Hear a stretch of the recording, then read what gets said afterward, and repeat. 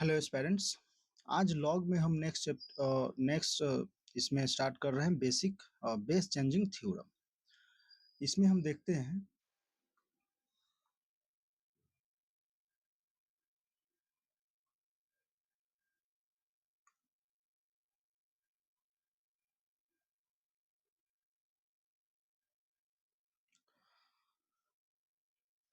जैसे मान लो कि बेस क्या है। यहाँ पर अगर हमने लिखा लॉग बेस 2 नंबर 3 है, ठीक है। हमें क्या करना है कि यहाँ से जो है ना, इस लॉग का जो बेस है उसे हमें चेंज करना है, ठीक है। 2 को हटाना है तो हम क्या करें, मान लो 10 हमें रखना है तो 10 3 अपॉन लॉग बेस 10 2। इस प्रकार से हम चेंज कर सकते हैं। उसी प्रकार मान लो कि लॉग बेस E2 अगर लिखा हुआ हो तो इसका हमें अगर चेंज करना हो बेस 10 के रूप में तो log base 10 2 upon log base 10 E, ठीक। तो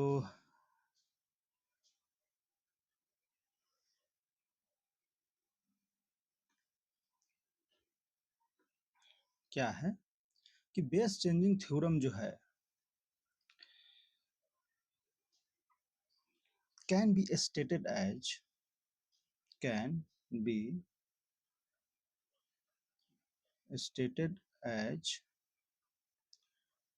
quotient of the logarithm of two number is independent of their common base। Means कि लॉग जो है ना बेस, जैसे ये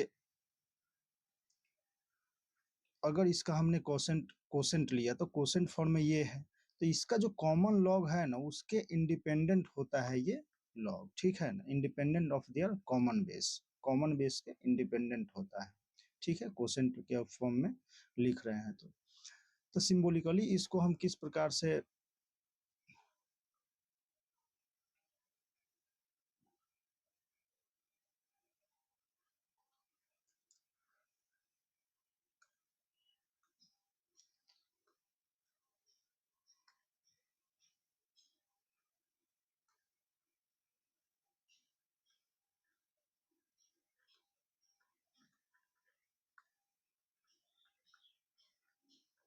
सिंबॉलिकली अगर हम इसे देखें तो ये क्या लिखा हुआ है, तो ये है log base C A upon log base C B which is equal to log base B A, ठीक है। इसका यूज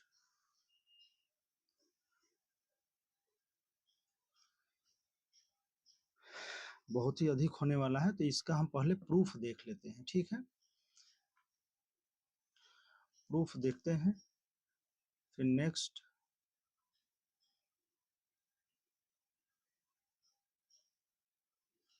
या यहीं पर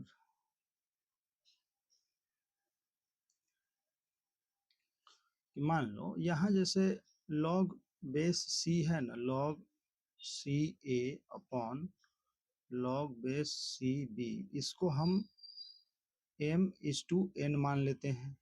तो m इक्वल टू क्या है, तो c to the power m which is equal to a and c to the power n which is equal to b, ठीक है। हम क्या करते हैं कि इसमें c की पावर में m by n into n करते हैं which is equal to a। Power में हम n से मल्टीप्लाई एंड डिवाइड करते हैं, ठीक है। हम यहाँ से क्या करते हैं कि c⁴n को इधर रखते हैं और पावर में इसके m/n करते हैं which is equal to a।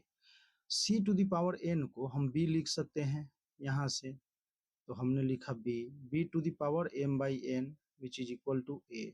और इसको जो है अगर हम लॉग में चेंज करें तो log base b a which is equal to m/n, और यहाँ m/n है ही पहले से, तो इसके बदले हम क्या लिख सकते हैं, लॉग बेस b a।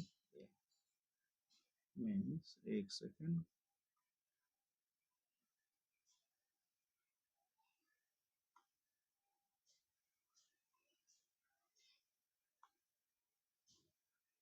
तो m, तो इसको हम क्या, ये तो लिखा हुआ ही है इक्वल टू m/n, हम लेके चल रहे हैं, माना था हमने इसे, let m/n equal to log base c a upon log base c b। ठीक है, तो ये भी इसके बदले भी क्या आ गया, m/n यहाँ से आ गया, तो ये प्रूफ हो गया। फिर है इसमें नेक्स्ट देखते हैं,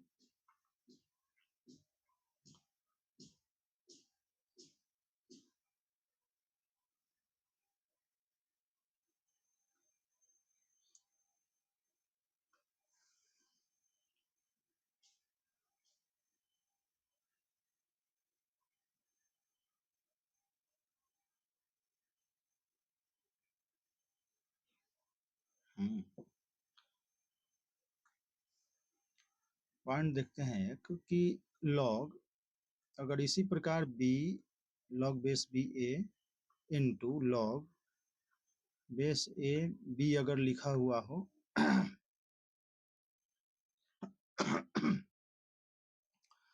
तो इसमें हम अगर कॉमन बेस 10 लेते हैं मान लो, या कुछ भी, और देखो जब भी लॉग बेस a अगर लिखा हुआ हो तो इसको हम मान के चलते हैं कि लॉग बेस 10 a लिखा हुआ है। ठीक है, अगर नहीं बेस लिखा हुआ है मतलब बेस क्या है, 10 है। ठीक है, तो यहाँ हम क्या करते हैं कि log base 10a upon log base 10b into log base 10b ओ base 10b log base 10a।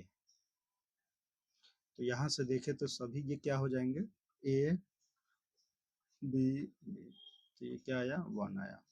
इसको डायरेक्टली हम यहाँ से ऐसे लिख सकते थे कि log, अब 10 हम नहीं लिखते तो ऐसे लिखते log 10 a log b into log b upon log a which is equal to cancel out, तो ये 1 आ गया। ठीक है, मीन्स आप इसको,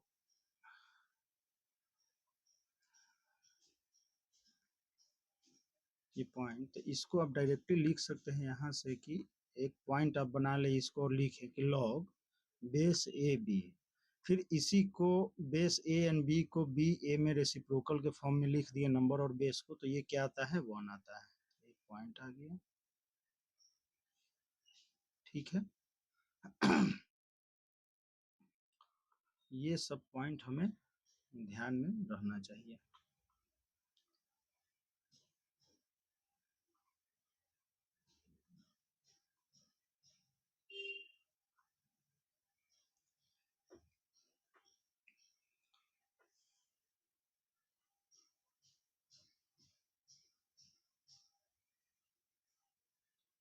और यहीं से अगर देखें तो इसको हम ये भी तो लिख सकते हैं, इसको हम लिख सकते हैं log base A B which is equal to 1 upon log base B A. ठीक,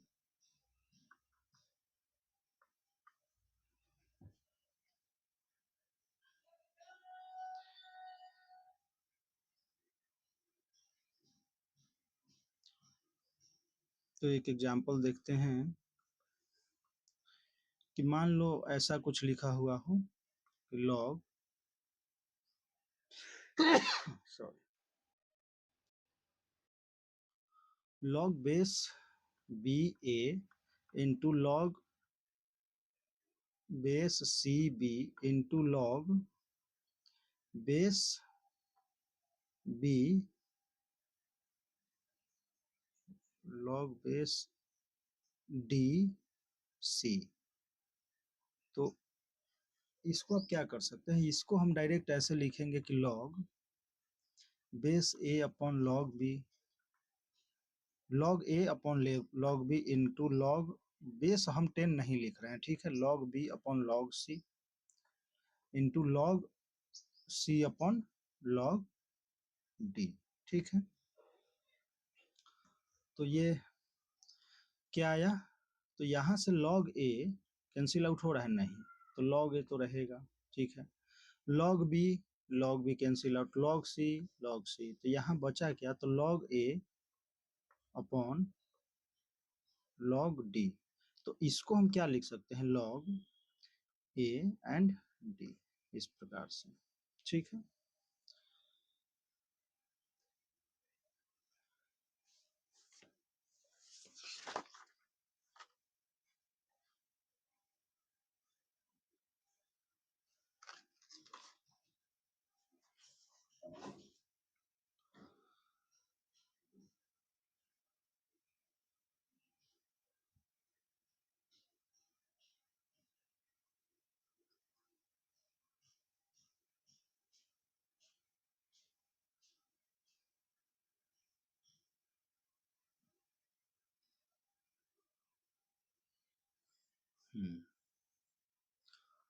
हम अगर इसे जैसे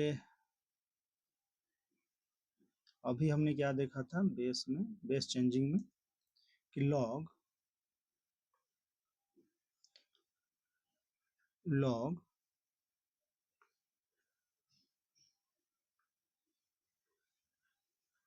log C A base C A log base C B which is equal to log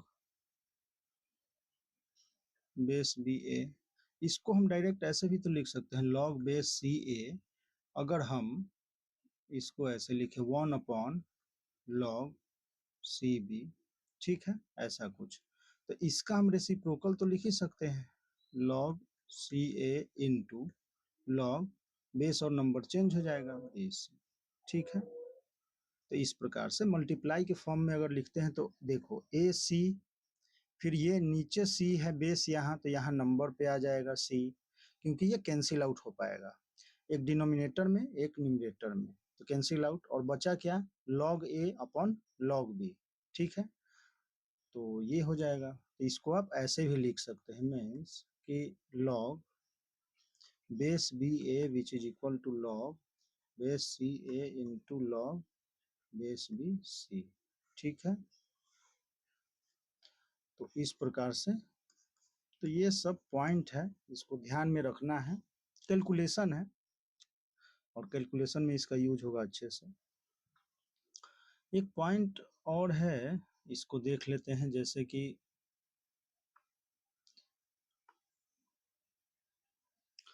मान लो a to the power log b base b c अगर लिखा हुआ है, तो ये होता है c log base b a।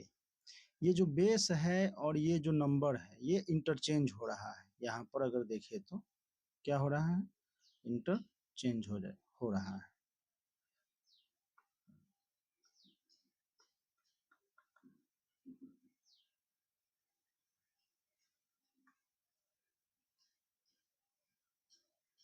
ठीक, तो इसका हम प्रूफ जरा देख लेते हैं।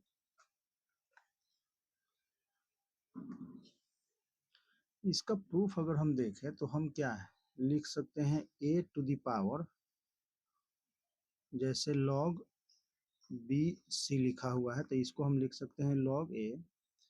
हम क्या करेंगे कि a to the power log base C ए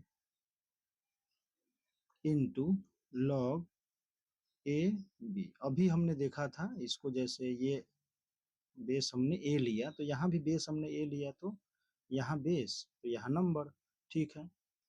और ये हमने पढ़ा था, क्या कि एग्जाम्पल के फॉर्म में हमने देखा था कि 7 log 7x which is equal to x, या a log an which is equal to n, ठीक है, where a to the power x equal to n, ठीक है। तो उसी प्रकार से यहाँ जो c है नंबर के रूप में, तो वो c क्या हो जाएगा यहाँ, और ये जो पावर में है वो log बेस, इस प्रकार से ये चेंज हो जाएगा, ठीक है।